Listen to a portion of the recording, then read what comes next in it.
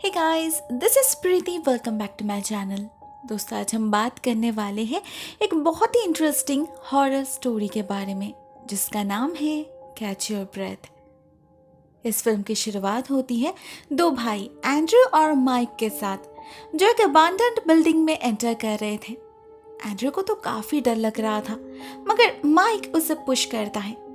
Gradually उनके conversation से हमें पता चलता है ये घर असल में हॉन्टेड है। सालों पहले एक पागल औरत ने इसी घर में अपने इकलौते बेटी का खून किया था, वो भी पानी में डुबोकर बहुत ही बेरहमी से। उसके बाद उसने खुद भी उसी पानी में डूबकर सुसाइड कर ली थी। उस हादसे के बाद से इस घर में और कोई नहीं आता। लोग डरते हैं, कहते हैं उस लेडी की आत्मा अभी भी भटकती है यहाँ। अब ये सच है या झूठ वही पता लगाने यहाँ आए हैं ये दोनों। उनके स्कूल में ये चैलेंज काफी पॉपुलर है। इसका नाम है कैच योर ब्रेथ। उनके कई दोस्त दावा करते हैं वो लोग इस घर में आए थे। इससे उनकी पॉपुलैरिटी कई गुना बढ़ चुकी है। वो लोग फेमस हो चुके हैं।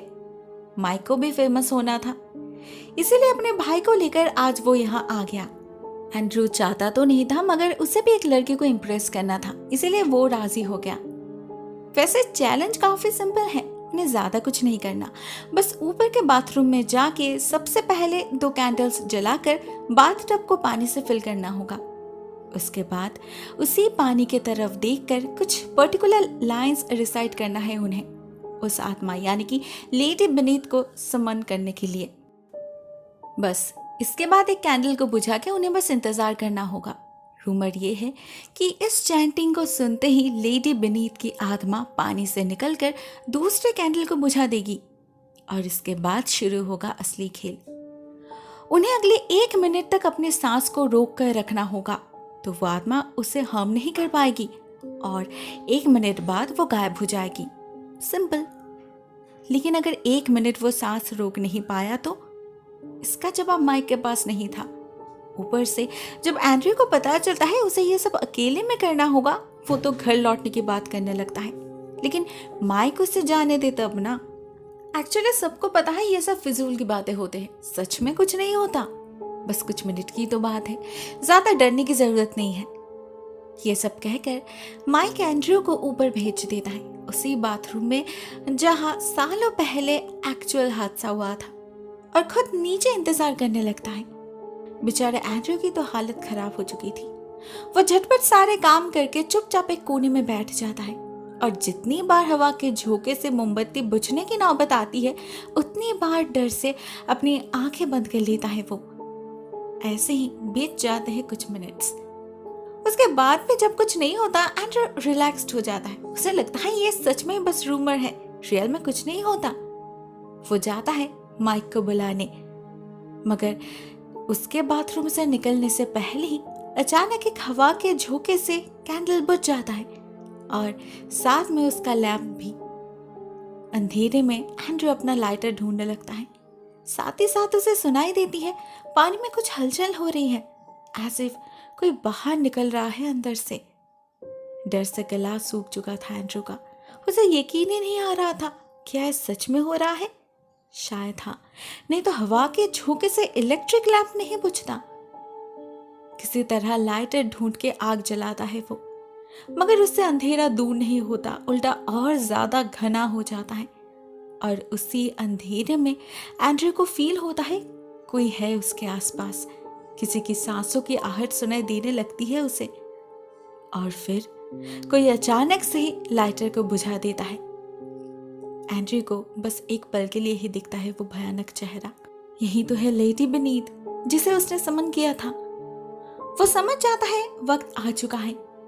एक झटके में बाथरूम का दरवाजा खोलकर बाहर निकल आता है वो। जोर जोर से अपने भाई को बुलाने लगता है मदद के लिए, मगर शायद उस तक आवाज पहुंच ही नहीं रही थी। इधर बाथरूम के अंदर से कोई उसके तरफ आगे बढ़ने लगती है। ये उसी औरत की आत्मा थी। बिल्कुल छिपकली की तरह रेंगते हुए चल रही थी वो, और हवा में उसके बाल ऐसे उड़ रहे थे जैसे हजारों जहरीले सांप हो। एंड्रयू अपनी पूरी कोशिश करता है सांस को रोक कर रखने की। वो नोटिस करता है वो जब तक अपने सांस को होल्ड कर रहा है वो आत्मा उस समय कोई मूव नहीं कर रही। जैसे कोई स्टैचू हो। लेकिन पूरे 1 मिनट तक सांस रोक पाना एंड्रयू के लिए पॉसिबल नहीं था। तो वो एक प्लान बनाता है। कुछ सेकंड की सांस लेकर नीचे भागने की कोशिश करता है वो, लेकिन हड़बड़ी में सीढ़ियों से गिर जाता है बेचारा। बहुत चोट पहुंचती है उसे। ऐसे में और सांस रोक पाना पॉसिबल नहीं था उसके लिए। उधर वो आत्मा भी धीरे धीरे उसके करीब आने लगी थी। जब वो बिल्कुल पास आ जाती है, एंड्रयू आखिरी बार कोशिश करता है। उसे कुछ भी करके 1 मिनट तक सांसें रोक कर रखना ही होगा, लेकिन चोट के वजह से वो पॉसिबल नहीं होता और लेडी बीनीथ उसके सांसों को चुरा लेती है हमेशा हमेशा के लिए। कुछ मिनट बाद जब माइक आता है उसे ढूंढने, उसे एंड्रयू ऊपर वाले बाथरूम में मिलता है। उसका चेहरा बिल्कुल नीला पड़ चुका था, उसकी आंखें सफेद पड़ चुकी थी और उसे देखकर ऐसा लग रहा था जैसे कोई इनविजिबल एंटिटी उसे चोक कर रहा हो। सांस नहीं ले पा रहा था वो। माइक समझ नहीं पाता ऐसे में उसे क्या करना चाहिए। ना वो अपने भाई को लेकर वहां से निकल पाता है, क्योंकि लेडी बीनीथ के घर में जो आते हैं उनमें से कोई भी लौट कर नहीं जाते। सभी को ऐसे ही मरना पड़ता है उनके हाथ।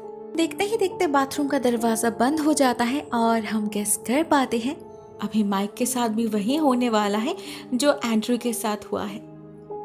फालतू में थोड़ी सी पॉपुलैरिटी के लिए अपनी जान गंवानी पड़ी दोनों को। खेल खेल में रिस्क के बारे में सोचा ही नहीं। ये भी नहीं सोचा कि उनके जो दोस्त दावा करते थे कि वो लोग इस घर में आए थे, वो झूठ भी हो सकते हैं। वो लोग अगर सब कुछ इतना कैजुअली नहीं लेते, पीयर प्रेशर के चक्कर में नहीं फंसते, तो शायद आज वो जिंदा होते। दोस्तों, कहानी यहीं पर एंड हो जाती है। एक छोटी सी बहुत ही सिंपल बट टेरिफाइंग स्टोरी है। YouTube पर फ्री में अवेलेबल है, लिंक आपको डिस्क्रिप्शन बॉक्स में मिल जाएगा। मैं तो कहूँगी एक बार आप देख ही लो, पक्का एंजॉय करोगे। आज के लिए बस इतना ही दोस्तों। Thank you so much for watching this video. बहुत जल्द मिलते हैं किसी और नए वीडियो के साथ। तब तक के लिए टेक केयर, टाटा।